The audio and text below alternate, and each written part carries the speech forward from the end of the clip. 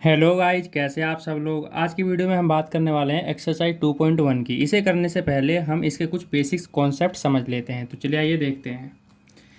मान लीजिए हमारे पास 2x+5 एक इक्वेशन है। इसमें ये जो 5 है ये क्या होगा गाइज, इसे बोलेंगे कांस्टेंट। इसे क्या बोलेंगे, कांस्टेंट। और जो ये 2 के साथ ये जो x है ये हो जाएगा हमारा वेरिएबल।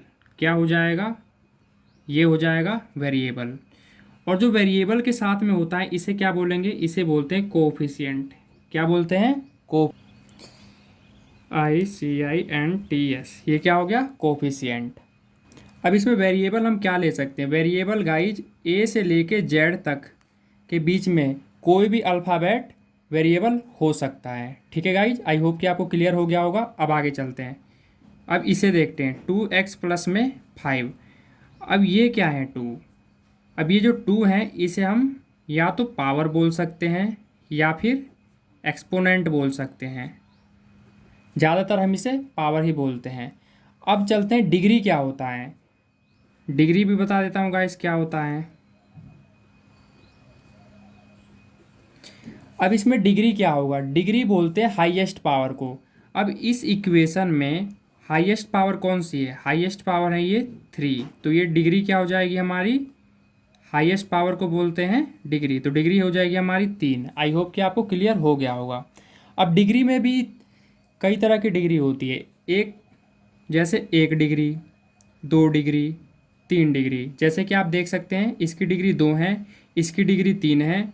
और जैसे मैं ये लिख देता हूँ 2x, जिसका पावर कुछ भी नहीं है उसकी डिग्री ऑलरेडी 1 होती है। ठीक है गाइज, तो इसकी डिग्री कितनी है, 1 है। तो अब इसको क्या बोलेंगे वो देखते हैं। इसके साथ में कांस्टेंट और लगा देता हूँ। अब आप यहाँ पे देख सकते हैं जिसकी भी डिग्री 1 हो उसे क्या बोला जाएगा, उसे बोलते हैं लीनियर। ठीक है। और जिसकी डिग्री 2 हो उसे क्या बोलेंगे, उसे बोलते हैं क्वाड्रेटिक। जिसकी डिग्री 3 हो उसे क्या बोलेंगे, उसे बोलते हैं क्यूबिक। आई होप कि आपको क्लियर हो गया होगा। अब चलते हैं एक्सरसाइज पे। एक्सरसाइज के फर्स्ट क्वेश्चन में हमें क्या दिया हुआ है, find the degree of the following polynomials. ये जो 4 हमें पॉइंट दिए हुए हैं इसके हमें डिग्री दिख रहे हैं। तो चलिए करते हैं।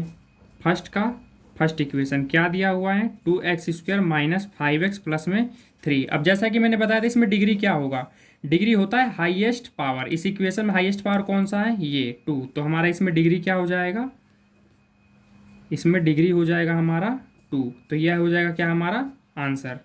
इसके सेकंड पॉइंट में देखते हैं। सेकंड पॉइंट में क्या दे रखा है, y³ + 2y प्लस में 1। इसमें हाईएस्ट डिग्री क्या हो जाएगी हमारी, हाईएस्ट पावर कौन सी है इसमें, 3। क्योंकि इसकी पावर कुछ नहीं है तो 1 हो जाएगा इसका पावर, इसकी पावर है 3। तो हाईएस्ट डिग्री इसमें हो जाएगी हमारी क्या, 3।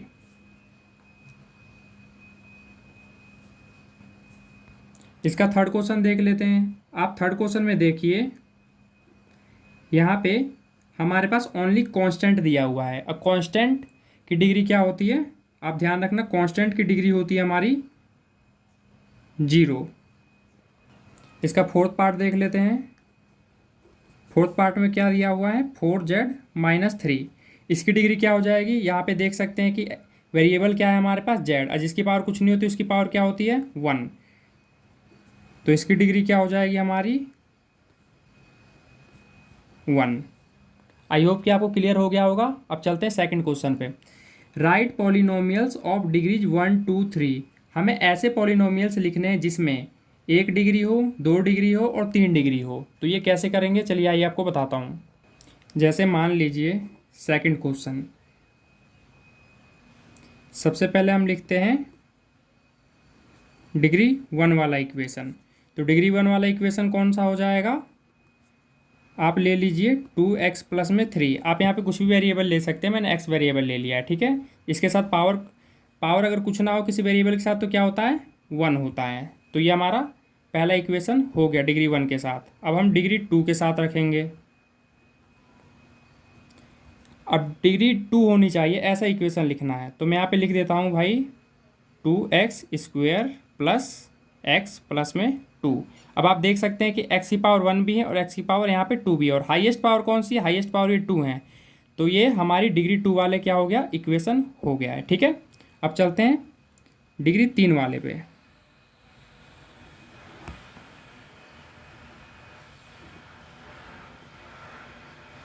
अब ऐसा इक्वेशन हम यहाँ पे लिखेंगे जिसकी डिग्री क्या हो, 3 हो। आप यहाँ पे कोई सा भी इक्वेशन बना सकते हैं, बस आप ध्यान रखना कि डिग्री 3 उसमें होना चाहिए। तो मैं यहाँ पे लिख देता हूँ 5x³ plus 2x² plus x plus में 2। मैंने देखिए यहाँ पे ये इक्वेशन बना लिया है, और इसमें हाईएस्ट पावर कौन सी है, यहाँ पे इसकी पावर 1 है, इसकी पावर 2 है, इसकी पावर 3 है, और सबसे हाईएस्ट पावर कौन सी है, 3। तो इसकी डिग्री क्या हो जाएगी, 3। तो हमारा सेकंड क्वेश्चन भी होता है कंप्लीट। आई होप कि आपको समझ आ गया होगा। अब देख लेते हैं कि इसके थर्ड क्वेश्चन में क्या कह रहा है। What are the coefficient of x² and x³ in the polynomial. देखिए ये जो हमारे पास पॉलिनोमियल दिया हुआ है, इसमें हमें x² और x³ का क्या बताना है, कोफिशिएंट। अब हम देख लेते हैं कि x² और x³ कहाँ पे हैं। आप यहाँ पे देखिए x² यहाँ पे है। अब मैंने क्या बताया था, वेरिएबल्स के साथ वाली वैल्यू क्या होती है, कोफिशिएंट होती है। तो x² के साथ क्या है हमारा 6, तो x² का कोफिशिएंट क्या हो जाएगा 6, और x³ का कोफिशिएंट क्या हो जाएगा -3। यहाँ पे माइनस भी साथ में लेंगे। ठीक है गाइज, तो मैं यहाँ पे लिख देता हूँ थर्ड। इसे आपको लिखेंगे कैसे, ये देखिए, आप इसको ऐसे लिख सकते हैं, कोफिशिएंट ऑफ x²। x² का कोफिशिएंट क्या है गाइज, देखिए जो x² के साथ में मतलब 6 प्लस का, तो मैं यहाँ पे 6 लिख देता हूँ। अब अगला क्या है, कोफिशिएंट ऑफ x³। x³ के साथ क्या है यहाँ पे माइनस का 3 है, तो मैं यहाँ पे -3 लिख देता हूँ। थर्ड क्वेश्चन भी होता है हमारा कंप्लीट। अब चलते हैं इसके नेक्स्ट क्वेश्चन पे। अब देख लेते हैं इसके फोर्थ क्वेश्चन में क्या कह रहा है guys. What is the coefficient of z in the polynomial. ये देखिए गाइज, यहाँ पे हमें पॉलिनोमियल तो दे रखा है और हमें बोल रहा है कि z का कोफिशिएंट बताना है, बट आप यहाँ पे देखेंगे कहीं भी z नहीं है। ये z है लेकिन इसकी पावर 2 है और इसकी पावर 3 है, बट यहाँ पे देख सकते हैं इसकी पावर कुछ भी नहीं है। तो मतलब ये वाला z इस इक्वेशन या इस पॉलिनोमियल में कहीं भी हमारे पास नहीं है। तो हम क्या लिख देंगे कि इसका कोफिशिएंट क्या हो जाएगा, 0।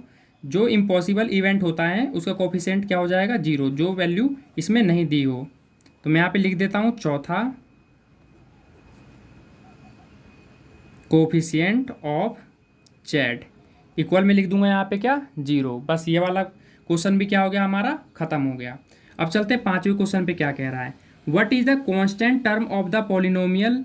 ये हमारे पास पॉलिनोमियल दे रखा है और कांस्टेंट की वैल्यू बतानी है। देखिए गाइज, कांस्टेंट क्या होता है मैंने आपको बताया था, मैं दोबारा बता देता हूँ।